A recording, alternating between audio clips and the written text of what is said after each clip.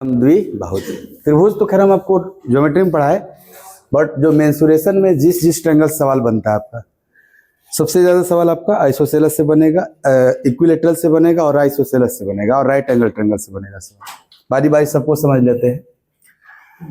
इसमें क्या होता है कि समद्विबाहु, द्विबाहु मतलब दो भुजा। आधे से शुरू हुआ है, प्रेशर में नहीं रहना है, पीछे कुछ हुआ है क्या? कुछ नहीं हुआ, आज से ही शुरू हो रहा है आपका मेंसुरेशन, मान के चलिए। समद्विबाहु, दो भुजा बराबर। तो सर अगर दो भुजा बराबर होगा तो मान लेते हैं कि ये दोनों भुजाएं आपस में बराबर है, मान लेते हैं ये दोनों आपस में बराबर है। तो ये तीसरी भुजा अगर इनके बराबर हो गया तो ये तो समत्रिबाहु हो जाएगा, यानी समबाहु हो जाएगा। इसको अलग रखते हैं, मान लेते हैं इसका लेंथ है कुछ बी वगैरह या 2b मान लेते हैं। 2b मानो, 2b मान लो, बताऊंगा क्यों 2b मान रहा हूं, अलग है उससे कुछ।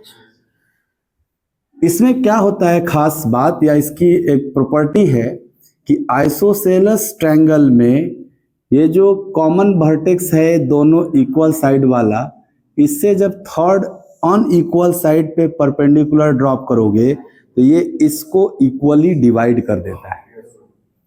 तीसरी भुजा जो असमान थी उस पर लंब डालेंगे तो उस भुजा को दो बराबर भाग में बांट देगी। तो बताओ अगर ये 2b था तो क्या ये b में बढ़ जाएगा? तो हम b/2 नहीं लिखना चाह रहे थे, इसलिए हम इसको 2b मान लिए।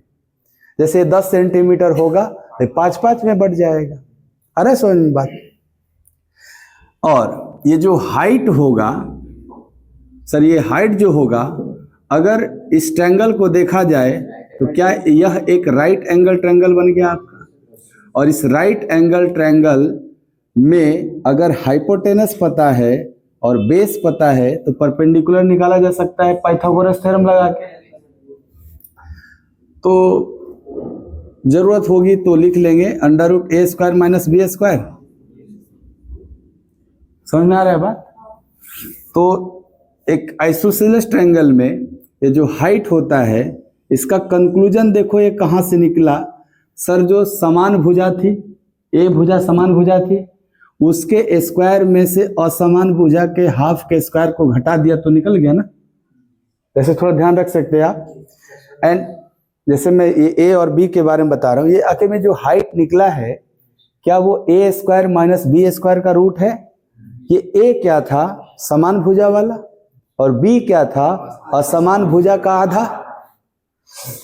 तो उनके स्क्वायर का अंतर का जो रूट है वही ना हाइट है। आ रहा होगा समझ में? फिर से एक बार सुनो। जैसे ये ए है, ये भी ए है और ये 2b है, तो क्या ये समद्विबाहु त्रिभुज है? हाँ सर, इसकी दो भुजा बराबर है इसलिए समद्विबाहु त्रिभुज है। अगर मैं इस पे ये परपेंडिकुलर ड्रॉप करूं तो क्या ये जो 2b है वो b में बढ़ जाएगा? बिल्कुल बढ़ेगा ना, आधा आधा हो जाता है हमेशा। इसकी हाइट को मैं h बोल रहा हूं, ठीक? तो बताइए अगर इसकी हाइट h है तो किसी भी ट्रायंगल का area half base into height होता है। किसी भी ट्रायंगल का area half base into height होता है। बस हमको उसका बेस और उस बेस पे खींचा हुआ परपेंडिकुलर पता होना चाहिए। समझ में आ रहा है बात? तो बताओ यहाँ पे जो ट्रायंगल हमने लिखा, इसका नाम दे दे रहा हूं मैं ABC। तो क्या इस ट्रायंगल ABC का जो एरिया होगा, इसका जो क्षेत्रफल होगा, क्या वो ओनली b/h होगा? आप कहोगे ना हाफ बेस इंटू हाइट होता है किसी भी त्रिभुज का एरिया। त्रिभुज का क्षेत्रफल, त्रिभुज का क्षेत्रफल सर 1/2 बेस गुणे हाइट होता है ना, आधार गुणे ऊंचाई या शीर्षलंब।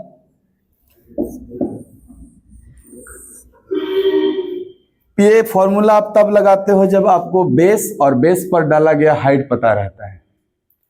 त्रिभुज का क्षेत्रफल निकालने के कई तरीके होते हैं। हो सकता है कि स्केलिन ट्रायंगल हो और उसमें तीनों भुजाएं अलग अलग हो और उसमें हमको पता ही नहीं है कि हाइट किस पर क्या डाला गया है, वहाँ हीरोन्स फार्मूला लगा के निकालते थे आप। ट्रायंगल का एरिया डेल से रिप्रेजेंट करते हैं तो एक निकालने का तरीका ये भी हो जाता है, जहाँ एस होता है सेमी पेरीमीटर यानी a plus B plus C by 2 हो जाता है। ये तो तब लगाते हैं ना जब बेस और हाइट का हमको पता ही नहीं रहता है। स्केलिन ट्रायंगल में भी अगर बेस हाइट दे दोगे तो हम निकाल लेंगे इस पे। स्केलिन ट्रायंगल में 3 भुजा में से किसी एक भुजा को बेस बना दो और उस भुजा पे कोई एल्टीट्यूड डाल के हमको बता दो कितना है उसका, तो भी तो यहाँ से काम चल जाएगा। बट जहां हाइट पता ही नहीं है, तीनों वर्टेक्स से कुछ डाला ही नहीं परपेंडिकुलर, उस केस में मैं बोल रहा हूं कि ये फॉर्मूला लगाना पड़ता है हमको। तो ये तो होते हैं बेसिक त्रिभुज के क्षेत्रफल निकालने के। तो भाई यहां पे देखो, इस त्रिभुज का बेस पता है ना, BC है। क्यों बेस पता, क्यों BC को बेस ले रहा हूं, AC को बेस क्यों नहीं ले रहा हूं? क्योंकि सर अगर आप जिसको बेस लोगे उस पर हाइट पता होना चाहिए, तब आपका एरिया निकलने वाला है। तो हम बेस तो AC, AB, BC किसी को बना सकते थे, परंतु हाइट होना जरूरी था। और हाइट तो सिर्फ इस पर दिया गया है ना, BC पर दिया गया है AC, इसलिए हम इसका एरिया BC बेस पर, और ये जो AD हम मान लो परपेंडिकुलर खींचे हैं, लेंथ यहां से यहां तक 2B है, तो BC बेस पर हाइट का काम, एल्टीट्यूड का काम कौन करेगा? AD। तो जब यहां ट्रायंगल का एरिया निकालते तो हाफ बेस इंटू हाइट वाला फॉर्मूला से निकालते। तो हाफ बेस, बेस के जगह देखो 2B है, पूरा बेस लेना है 2B, और इंटू हाइट क्या आप मान लिए h, और ये h होता क्या है? Under root a square minus B square होता है। h होता क्या है सर? उधर देख लो, यहाँ पे under root a square minus B square होता है। आपको ये 2 से 2 कट जाएगा और सीधे ट्रायंगल का एरिया b इंटू एच आ जाएगा, b इंटू एच। यानी लिखना चाहें तो त्रिभुज का क्षेत्रफल आधार को छोड़ो, असमान भुजा का आधा, लैंग्वेज में लिखे इसको तो असमान भुजा का ही ना लंबाई 2b था, तो 2b नहीं लिया गया, केवल b लिया गया। इसका मतलब बोल सकते हैं कि समद्विबाहु त्रिभुज का क्षेत्रफल असमान भुजा का आधा और उस पर डाला गया शीर्षलंब। ये h क्या था? असमान भुजा पे ना डाला गया शीर्षलंब था। तो ऐसे लिख सकते हैं असमान भुजा का आधा गुणे उस असमान भुजा पर, हाँ, असमान भुजा पर डाला गया शीर्षलंब। तो मुझे लगता है कि अगर ध्यान रखना है तो ऐसे कॉन्सेप्चुअल थोड़ा ध्यान रखना चाहिए, फिगर ड्रॉ करने की जरूरत नहीं है। जैसे कि एग्जांपल करते हैं,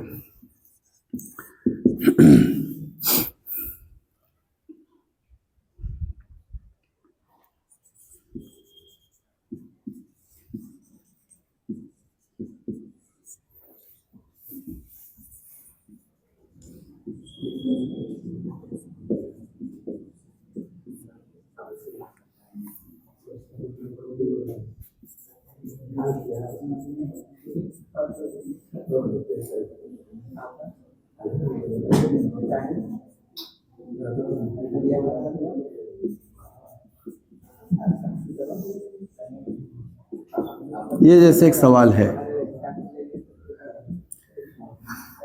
कि 5 सेंटीमीटर 8 सेंटीमीटर भुजा वाले त्रिभुज का क्षेत्रफल ज्ञात करें।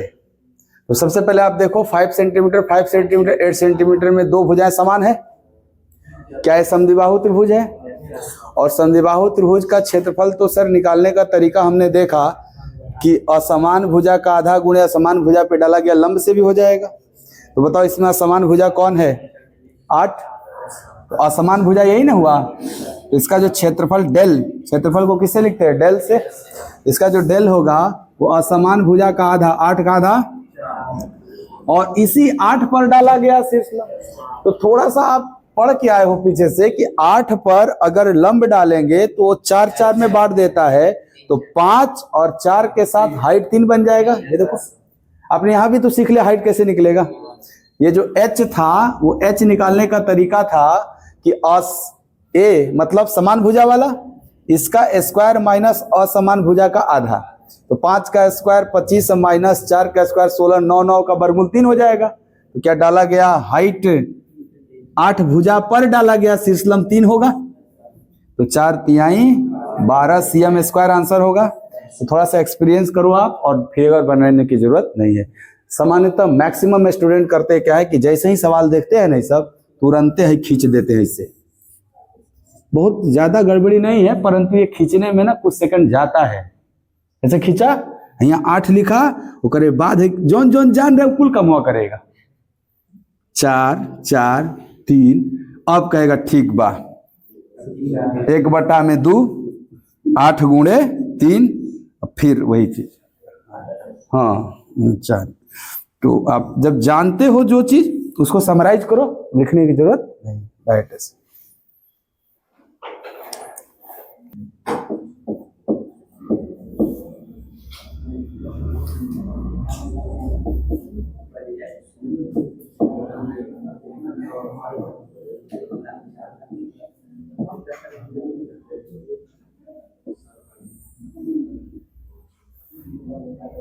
समद्विबाहु के बाद ना समबाहु इंपॉर्टेंट हो जाता है। समबाहु का मतलब है तीनों भुजा बराबर। बहुत इंटरेस्टिंग है इसको जानना थोड़ा सा। यानी ये ए है, ये ए है, तो ये भी ए है, तभी ना। और अगर तीनों भुजा बराबर तो तीनों कोण भी बराबर। अगर तीनों कोण बराबर तो इसका मतलब प्रत्येक 60 60, ये भी फिक्स है, इतना तो फिक्स है इसका। अगर इतना फिक्स है तो इसका एरिया बोला जाए, क्षेत्रफल। हाँ, तो ए साइड पर डिराइव करके √3/4 ए स्क्वायर आ जाता है। क्यों आता है इसको समझ लो। जैसे एक ट्रायंगल का एरिया, अगर ये वाला साइड पता है, ये वाला साइड पता है, कोई दो साइड भी पता है और थीटा भी दे दिया हुआ है इसके बीच का एंगल, तो भी आप कहते हो ट्रायंगल का area half XY sin theta हो जाता है। इसको भी आपको जानना जरूरी है, क्योंकि कभी कभी यही दे देता है कि एक ट्रायंगल का 2 साइड दे देगा और उसके बीच का एंगल दे देगा, बोलेगा एरिया बताओ क्या है। तो जब भी 2 साइड दिया हुआ है और उसी के बीच का एंगल पता होना चाहिए, तो आपका एरिया होगा हाफ XY sin थीटा। तो बताओ, half A into A sin 60 ना, तो ये आ जाएगा √3/4। ये जैसे एक ट्रायंगल है आपका, इसमें 2 साइड दिया हुआ है X Y और बीच का एंगल है थीटा, तो एरिया निकालने का फॉर्मूला है हाफ XY sin थीटा। अब ये थोड़ा है डिराइव है इसका, मतलब इसके इस्तेमाल से भी हम देख सकते हैं कि नहीं नहीं ये सही है। हाँ, आप इन दोनों को ले लीजिए या हीरोन्स फॉर्मूला भी लगा लीजिए ना, तब भी आ जाएगा। हीरोन्स में भी तो ये केस था ना कि तीनों साइड पता रहता है तो √S इंटू S माइनस ए लगा के ला देंगे, तब भी आ जाएगा आपका। हाँ, समबाहुभुज का भी जो बना था पॉलीगन, जब पढ़ रहे थे हम लोग, तो वहां भी एरिया बना था, वहां से भी आ जाएगा। तो कुल मिला जुला के ये याद है, याद रखिए, क्योंकि आजकल कोनो भरोसा नहीं है, डायरेक्ट फॉर्मूले पूछ दिया जा रहा है कि एक समबाहु त्रिभुज का भुजा x सेंटीमीटर है तो क्या उसका क्षेत्रफल √3/4 x स्क्वायर सेंटीमीटर स्क्वायर होगा। तो फॉर्मूला याद रहेगा तभी ना बोलेंगे हाँ है ठीक है। इसका हाइट जो होगा, हाँ ऊंचाई निकालना होगा, तो आप कहोगे सर समबाहु त्रिभुज की ऊंचाई निकालनी है तो इसकी 3 ऊंचाइयां बन सकती हैं, और जब भुजाएं समान तो हाइट भी समान। जैसे यहां जो हम शीर्षलंब डालेंगे वो जितना लेंथ का होगा उतना ही लेंथ का ये एल्टीट्यूड भी होगा, उतना ही लेंथ का ये भी एल्टीट्यूड होगा, क्योंकि तीनों भुजा आपस में क्या है, समान है। ऐसा समद्विबाहु में नहीं था, उसमें 2 ही भुजा था समान, इसलिए उसके 2 एल्टीट्यूड समान होंगे, तीसरा एल्टीट्यूड समान नहीं होगा। असमान भुजा पे डाला गया एल्टीट्यूड हमने लिया था एरिया के लिए, वो अलग था। तो यहां जो हाइट निकलेगा वो √3/2a से निकल जाएगा। हाइट निकालने का फॉर्मूला होगा √3/2a। पेरीमीटर तो आप समझते ही हैं, परिमाप। हाँ, पेरीमीटर जो होता है परिमाप, तो किसी भी पॉलीगन का जो पेरीमीटर होता है सभी साइड को जोड़ दिया जाए तो पेरीमीटर बन जाता है। तो यहाँ 3 साइड है, तीनों को जोड़ दिया जाए, ए 3A हो जाएगा। अच्छा, इक्विलेटरल ट्रायंगल है, इसके सरकम रेडियस की बात की जाए। सरकम रेडियस थोड़ा समझ लेते हैं क्या है। जैसे एक इक्विलेटरल ट्रायंगल है, बहुत अच्छे समझिएगा, इक्विलेटरल ट्रायंगल है और इसके आप वर्टेक्स से पास करता हुआ एक सर्किल आप खींच देते हैं। अगर ये वृत्त जो है, ये जो हमने वृत्त खींचा है, ये त्रिभुज के शीर्ष से गुजरता हुआ वृत्त है, यानी त्रिभुज के बाहर है, परिगत है ये। तो ये इस वृत्त का नाम है परिवृत्त, सरकम सर्किल, सरकम सर्कल, इसका नाम है सरकम सर्किल। अगर वृत्त है तो इसकी त्रिज्या होती है, तो ये परिवृत्त है तो इसकी परित्रिज्या होगी। एक नॉर्मल सर्किल का रेडियस होता है, लेकिन ये सरकम सर्किल है तो इसका सरकम रेडियस होगा। केंद्र से सरकमफ्रेंस तक की दूरी को ही त्रिज्या कहते हैं। तो इसमें जो होगा, इस वृत्त का कहीं सेंटर होगा ना बीच में, तो परिधि से केंद्र तक की क्या ये दूरी कहलाएगी? परिधि से केंद्र। इस परिधि से भी ये कहलाएगा और इस परिधि से भी ये तीनों जो दिख रहा है क्या आपस में बराबर भी होगा? क्योंकि ये हमने ले लिया है ए भुजा वाला समबाहु त्रिभुज। तो ये जो तीनों आपस में बराबर होगा, इसी बराबर लेंथ को हम सरकम रेडियस कहेंगे, जिसको हम कैपिटल आर से डिनोट करते हैं। तो यहाँ जो कैपिटल आर है ये है परित्रिज्या, सरकम रेडियस परित्रिज्या। और इस परित्रिज्या की जो लंबाई होती है वो a/√3 होती है, जहां a क्या है? समबाहु त्रिभुज का। आगे समझ में बात? आइए थोड़ा सा इधर आ जाइए। अगर आपके एक समबाहु त्रिभुज है और इसका भुजा ए है, यानी हम बोल सकते हैं ए भुजा वाला समबाहु त्रिभुज है।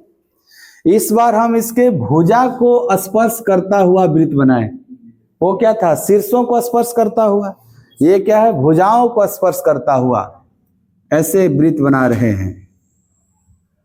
तो ये वृत्त अंदर बन गया ना, त्रिभुज के अंदर बन गया, इसका नाम है अंतःवृत्त। इस वृत्त का क्या नाम होगा? अंतःवृत्त, इन सर्किल। और इस वृत्त का सेंटर है यहाँ पे कहीं, और सरकमफ्रेंस से सेंटर तक का दूरी रेडियस कहलाता है। ये बताइए 90 भी होगा क्या खींचेंगे तो? क्यों होगा 90? क्योंकि सर जो रेडियस होते हैं वो टेंजेंट लाइन पे परपेंडिकुलर होते हैं। ये जो भुजा है ना इस बार समबाहु त्रिभुज का, ये इस वृत्त के लिए स्पर्श रेखा का काम कर रहा है। वृत्त को स्पर्श कर रहा है ना, तो त्रिज्याएं स्पर्श रेखा पे लंब होती है। इसलिए यहाँ जो इन रेडियस बनेगा, 3 गो बनेगा ना, ऐसे बनने को तो कईयों को बनेगा, लेकिन ये 3 इन रेडियस हमेशा परपेंडिकुलर होंगे। और इन रेडियस को हम स्मॉल r से लिखते हैं। तो क्या ये तीनों भी आपस में बराबर होंगे? तो यहाँ स्मॉल r हमारा कहलाएगा अंतः त्रिज्या,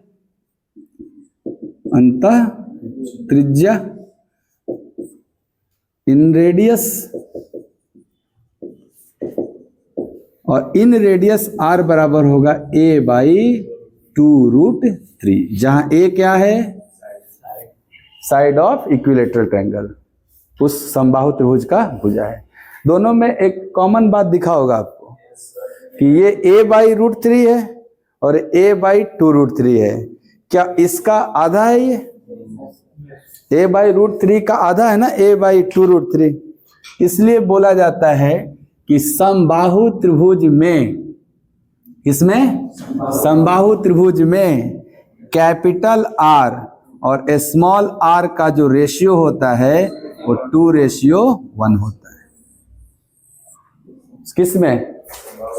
और किसी में नहीं, और किसी में हो भी सकता है, नहीं भी हो सकता, परंतु समबाहु में अवश्य होगा।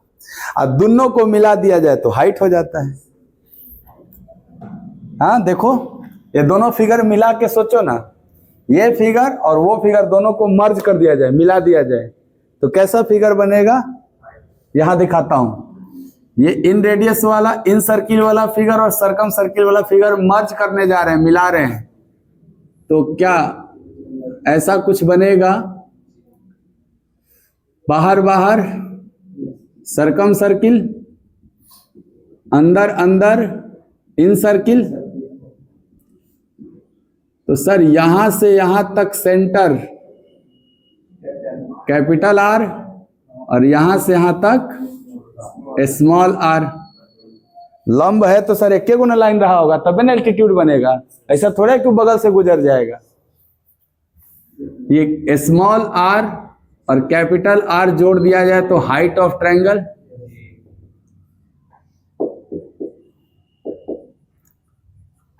और आपने कहा ये 2:1 में होते हैं, नहीं होते हैं 2:1 में? तो क्या ये जो 2:1 में है ये पूरा मिला के 3 यूनिट लेंथ हो जाएगा, और इस 3 यूनिट का मान √3/2a हो जाएगा,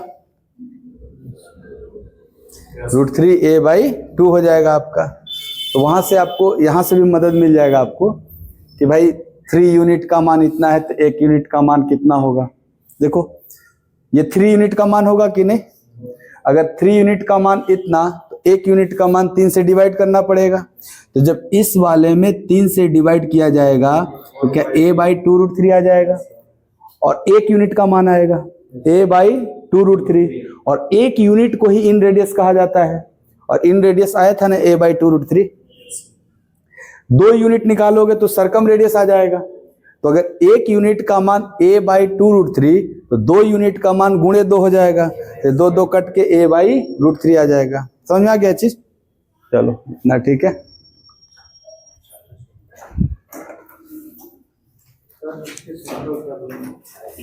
इसका जो सेंटर होगा ना, इस ये मान लो O है, इस O को हम लोग कहेंगे, यहां पे लिख दे रहा हूं मैं कि इस O को कहेंगे हम लोग, O को कहेंगे सरकम सेंटर, परिकेंद्र, और R बराबर a/√3। एंड अब देख ही लो, थोड़ा सा इंटरेस्टिंग हो गया जब केंद्र का नाम ले लिए। हालांकि मैं ज्योमेट्री में बताया ये चीज, बट यहां भी थोड़ा डिस्कस कर देते हैं कि जो एंगल BOC बन रहा है, देख रहे हो एंगल BOC, क्या ये सेंटर पे बना हुआ एंगल है? तो ये जस्ट डबल होता है अपोजिट एंगल, यानी is equal to 2 × angle BA। हाँ ये सब चर्चा हो गया है ज्योमेट्री में, आपको पढ़ाएंगे। यहां भी देख लो, यहां जो सेंटर है ना, इसको अगर O बोल रहे हैं, इस O का नाम होगा इन सेंटर, अंतः केंद्र। एंड यहां भी सर अगर देखा जाए तो ट्रायंगल ABC था अगर, तो क्या BOC एक इन सेंटर पे बना हुआ एंगल होगा? यहां जो एंगल BOC होगा वो 90+ ये जो अपोजिट एंगल ए है ना 1/2 BAC, एंगल BAC। इस पे भी सवाल आ जाता है, इन सेंटर पे बना हुआ एंगल आ जाता है, सरकम सेंटर बना हुआ एंगल आ जाता है। ले लो, रटा हुआ है ना, half XY sine theta. Sine आने का मतलब है इसमें ट्रिग्नोमेट्री लगा हुआ है।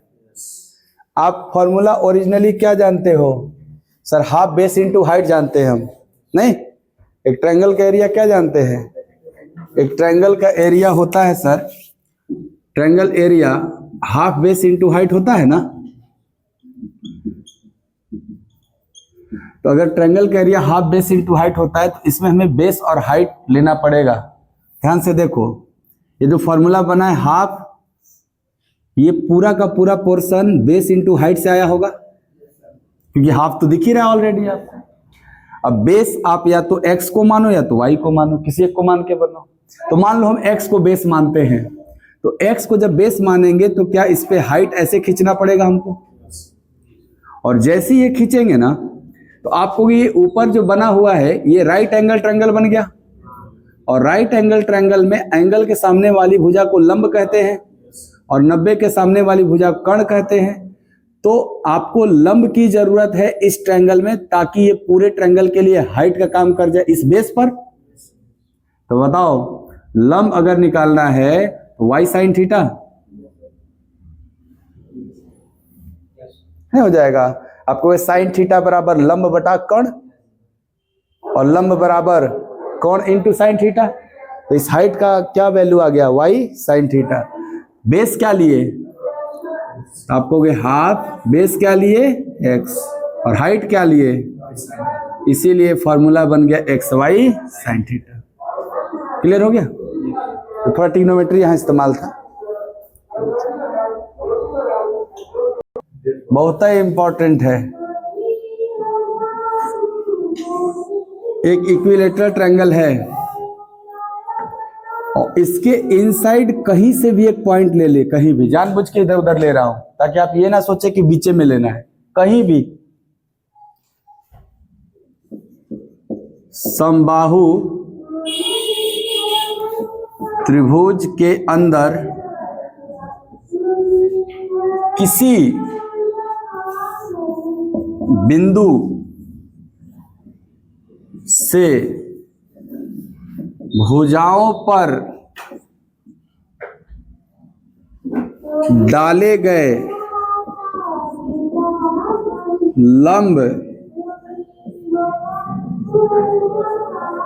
लंबों का योग त्रिभुज की ऊंचाई के बराबर होता है।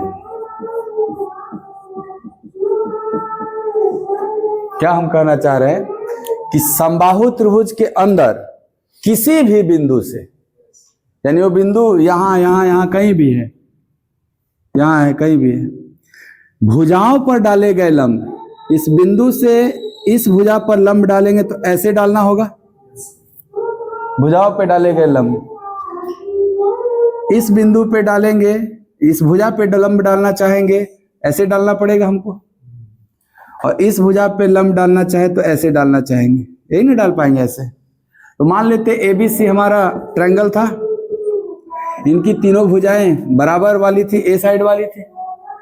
ये जो हमने अंदर एक पॉइंट मान लो P ले लेते हैं, इसका नाम P ले लेते हैं, अंदर पॉइंट P है। इस पॉइंट P से हमने BC भुजा पर लंब डाला है, इस लंब की लंबाई हम P1 कह रहे हैं। कितना, P1, कुछ तो होगा ना लंबाई इसका। इसी बिंदु P से दूसरी वाली भुजा AC, जो कि तीनों ही आपस में क्या है, बराबर है ना, AA है, तो इस पर जब डाले तो उसका लेंथ को हम मान लेते हैं P2 है, और इस पे जो डाले हैं इसका लेंथ मान लेते हैं P3 है। हमने यही कहा कि बिंदु से, अंदर किसी बिंदु से भुजाओं पर डाले गए लंबों का योग, यानी P1 plus P2 plus P3 ही ना होगा लंबों का योग, ये हाइट के बराबर होता है।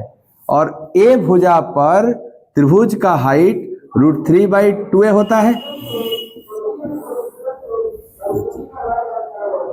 कैसे हुआ थोड़ा समझ लीजिए, उसके बाद मजा आएगा आपको। ये देखिए, जरा ध्यान से देखिएगा, हम तीनों वर्टेक्स से ना वो इंटरनल पॉइंट P को मिला देते हैं ऐसे। तो बताइए, क्या यहां पे तीन त्रिभुज BPA, BPC और CPA, तीन को त्रिभुज बनता हुआ दिख रहा है अंदर में? इन तीनों त्रिभुज को जोड़ने पे ही ना ABC बना है। तीनों त्रिभुज मिला दें कि triangle APC plus triangle CPA, वही हो गया APC। इसके बाद ले लो कोई BPC, BPC, और तीसरा ले लो C, हाँ, triangle APC BPC APB is equal to triangle ABC. ये जो तीन हमने ट्रायंगल बनाया, एपीसी एरिया, बीपीसी का एरिया और बीएपी का एरिया जोड़ेंगे तो पूरा एबीसी का एरिया हो जाएगा। ये जो छोटे छोटे हमने ट्रायंगल लिया एपीसी, इसके इस बेस पर हाइट P2 है ना। इस ट्रायंगल का एरिया लिखना चाहोगे कि ट्रायंगल एपीसी का एरिया क्या होगा, तो क्या लिख सकते हैं, हाफ इसका बेस इंटू इस पर डाला गया शीर्ष लंब। बेस तो ए ही है ना सर, और डाला गया शीर्ष लंब P2 है, तो लिख सकते हैं A into P2 plus half, base तो सबका ए ही है ना, और बीपीसी के लिए P1 है, हाइट P1 है, और इसका भी बेस ए ही है बट हाइट तो P3 है ना।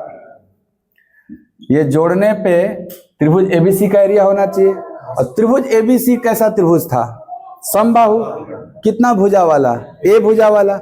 ए भुजा वाले समबाहु त्रिभुज का क्षेत्रफल क्या होता है सर, होता है √3/4 इंटू ए स्क्वायर होता है, ऐसे लिख सकते हैं हम। क्या 1/2a यानी a/2 सब में कॉमन है, तो अगर मैं a/2 कॉमन ले लेता तो अंदर P1 plus P2 plus P3 बच जाता, और उधर √3/4 a स्क्वायर बच जाता। ध्यान से देखो, इस a को a से a कट जाएगा, और इस 2 से 4 दो बार में कट जाएगा, तो क्या P1 plus P2 plus P3 बराबर केवल दिख रहा है √3/2 इंटू ए, और इसी को ना हाइट कहते हैं। √3/2 ए को ही क्या कहते हैं, त्रिभुज का हाइट। तो ये बात पे सवाल बन चुका है, आप यहां से ध्यान रखिए। दूसरी बात, ए क्या था, साइड था, तो सवाल ये भी आया है कि अगर त्रिभुज के अंदर किसी बिंदु से तीनों भुजाओं पर डाले गए लंबों की लंबाई 3 सेंटीमीटर, 4 सेंटीमीटर, 5 सेंटीमीटर है, तो बताओ उसका भुजा कितना था। तो आप यहां से ए भी तो निकाल सकते हो। आप कहोगे सर अगर P1 plus P2 plus P3 बराबर √3/2a, तो a बराबर 2/√3 into P1 plus P2 plus P3। Direct a निकालना होगा तो हम ये वाला फॉर्मूला इस्तेमाल कर लेंगे, इसको नोट कर लो। इसका रेडियस 7 था, इसका रेडियस 7 था, पेरीमीटर 44 था, और एरिया 154 था। ये हमारा स्टैंडर्ड सर्किल था। तो जैसे स्टैंडर्ड सर्किल हम याद रखे हैं, और सर्किल का सवाल जब आता है एरिया से रिलेटेड, पेरीमीटर से रिलेटेड, उसी से तुलना करके बना रहे थे, वैसे हम स्टैंडर्ड इक्विलेटर ट्रायंगल भी याद रखेंगे। हमारे स्टैंडर्ड इक्विलेटर ट्रायंगल में क्या होगा कि जो साइड ए होता था वो साइड 2 होगा, नहीं 2 मानेंगे, एक के जगह पे हम क्या मान रहे हैं, 2। अगर तीनों भुजाएं 2 2 2 हैं, इक्विलेटरल हुआ कि नहीं हुआ, तीनों भुजा बराबर है तो इक्विलेटरल हो गया। तो 2 यूनिट भुजा वाला, एक्चुअल में 2 क्या, 2 के साथ कुछ यूनिट लगा रहना चाहिए, तो हम बोलते हैं 2 यूनिट, 2 यूनिट। प्रश्न में 2 सेंटीमीटर या मीटर ऐसे कुछ दिया रहेगा आपको, हम लोग यूनिट मान रहे हैं कि हमारे समबाहु त्रिभुज का भुजा 2 यूनिट है, तो इसका पेरीमीटर, परिमाप 6 unit, semi perimeter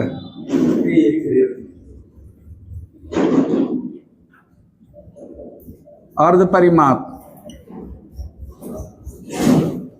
3 unit. Sir इसका हाइट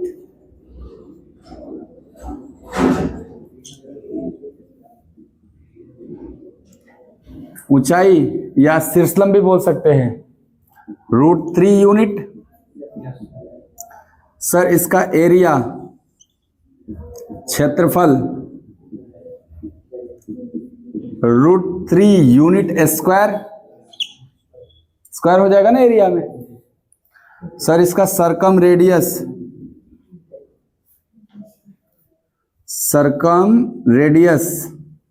परित्रिज्या 2/√3 यूनिट, इसका इन रेडियस अंतः त्रिज्या 1/√3 यूनिट। ठीक है। और सर स्टैंडर्ड हो या जनरल हो, सरकम रेडियस इन रेडियस का रेशियो ऑलवेज 2:1 ही होगा। नहीं है इसका ये जस्ट आधा, 2:1 होगा। सरकम रेडियस को हम r से रिप्रेजेंट करते हैं, इन रेडियस को स्मॉल r से, एरिया को डेल्टा से, हाइट को h से, सेमी पेरीमीटर को s से और पेरीमीटर को p से, ऐसे डिनोट करते हैं।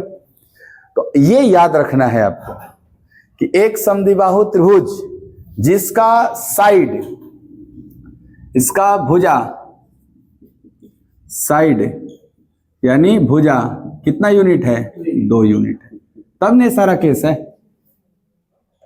उसी फॉर्मूला में रख के निकाला गया है सर। तो याद ये रखना है क्योंकि हम तुलना इसी से करेंगे। एक क्वेश्चन लिख देता हूं, करिए, फिर कल से पूरा सवाल करेंगे। उधर नोट करते रहिए तब तक।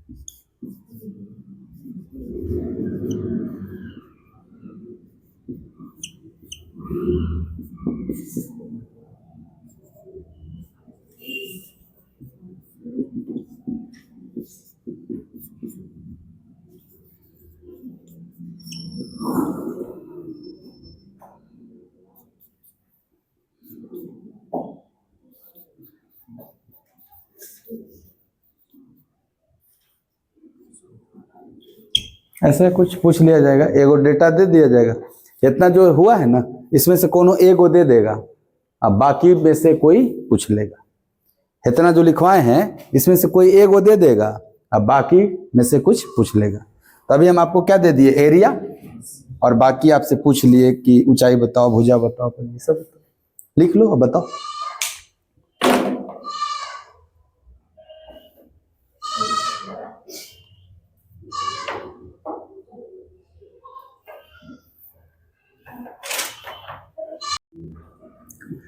ये प्रश्न में दिया है समबाहु त्रिभुज का क्षेत्रफल कितना? 25√3 सेंटीमीटर स्क्वायर। और आपका अपना स्टैंडर्ड इक्विलेटरल ट्रायंगल का क्षेत्रफल होता है √3 यूनिट स्क्वायर। तो आप तुलना इसी से न करेंगे? तो √3 यूनिट स्क्वायर का मान क्वेश्चन में 25√3 सेंटीमीटर स्क्वायर है।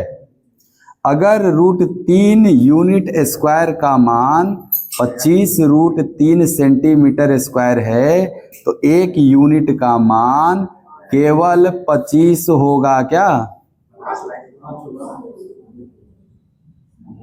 ऐसे उधर जाएगा तो डायरेक्ट आप बोल सकते हो कि स्क्वायर हटेगा तो 5 सेंटीमीटर होगा, √3 से √3 कट जाएगा। तो 1 यूनिट स्क्वायर बराबर ना 25 सेंटीमीटर स्क्वायर। अगर 1 यूनिट स्क्वायर बराबर 25 सेंटीमीटर स्क्वायर तो 1 यूनिट बराबर √25 सेंटीमीटर स्क्वायर। तो 25 का वर्गमूल 5 और सेंटीमीटर स्क्वायर का वर्गमूल सेंटीमीटर। तो 1 यूनिट का मान कितना आ गया? क्या पूछा है? हाइट। कितना होता है हाइट? सर √3 यूनिट होता है और 1 यूनिट का मान 5 सेंटीमीटर, तो √3 यूनिट का मान, सर √3 यूनिट का मान 5√3 सेंटीमीटर। तो पहला सवाल का जवाब है 5√3 सेंटीमीटर। दूसरा सर भुजा पूछा है, क्या भुजा 2 यूनिट होता है? भुजा कितना होता है 2 यूनिट। 1 यूनिट का मान, अगर 1 यूनिट का मान 5 तो 2 यूनिट का मान 10 सेंटीमीटर। तो क्या इस प्रश्न का जवाब हो जाएगा 10 सेंटीमीटर। सर परित्रिज्या पूछा है, परित्रिज्या का होता है हमारा 2/√3 यूनिट। तो 1 यूनिट अगर मिल चुका है तो कितना भी यूनिट पूछे निकल जाएगा। तो 2/√3 यूनिट का मान आप 1 यूनिट के मान के मदद से निकालेंगे। अगर 1 यूनिट का मान 5 सेंटीमीटर तो 2/√3 यूनिट का मान 5 गुणे 2/√3 हो जाएगा। तो 5 दूनी के 10/√3 सेंटीमीटर इसका आंसर हो जाएगा। तो अब देख लेना, समबाहु त्रिभुज का कोई भी सवाल करना होगा तो आपको वो जो ए वाला फॉर्मूला था उधर नहीं जाना है, इसी से तुलना करके निकाल लेना है। ये रट जाता है, याद हो जाता है। ठीक है, कल करेंगे सवाल।